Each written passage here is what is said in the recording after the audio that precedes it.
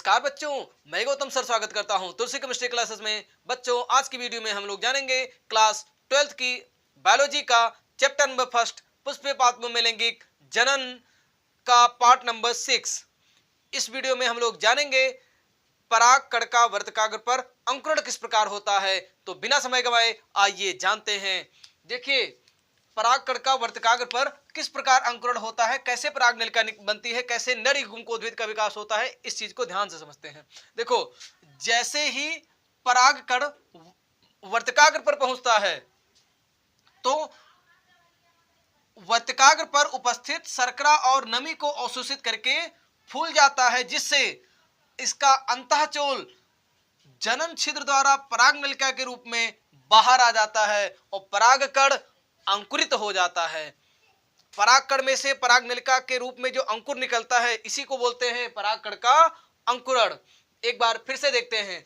जैसे ही पराग कण वर्तकाग्र पर पहुंचता है तो वहां पर उपस्थित शर्करा और नमी को अवशोषित करके फूल जाता है, जिससे अंतःचोल जनन छिद्र द्वारा पराग नलिका के रूप में बाहर आ जाता है। इसे ही पराग कण का अंकुरण कहते हैं। तो आगे देखते हैं। पराग नलिका में कायिक कोशिका का केंद्रक, जिसे नलिका केंद्रक कहते हैं, और जनन केंद्रक दोनों होते हैं, और नलिका केंद्रक बाद में नष्ट हो जाता है और जनन केंद्रक में समसूत्री विभाजन से दो नरयुग्मक का निर्माण होता है। ये बातें समझ में आई। आगे देखते हैं। प्रायः एक परागकण से एक ही पराग नलिका निकलती है। कितना? एक ही पराग नलिका निकलती है। किंतु मलवेसी व कुकुरबिटेसी कुल के जो प्लांट्स होते हैं, इनमें जो इनके परागकण होते हैं, इनसे एक से अधिक पराग नलिका निकलती है।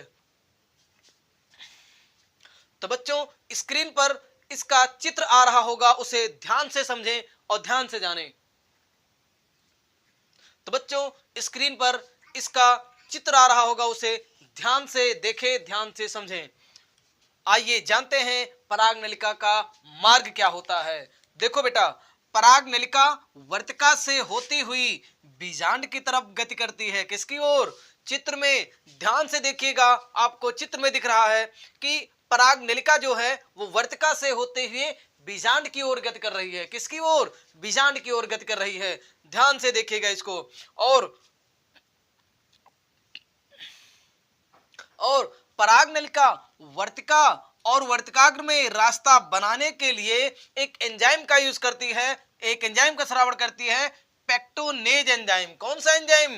पेक्टोनेज एंजाइम का स्रावण करती है। और पराग नलिका की जो गति होती है वो रासायनानुवर्ती जो कारक होते हैं, इनके कारण से ही बीजांड में प्रवेश करती है। तो यहां तक की जानकारी था। इस वीडियो में आगे के टॉपिक को कवर करते हैं नेक्स्ट पार्ट में। तब तक के लिए नमस्कार, जय हिंद।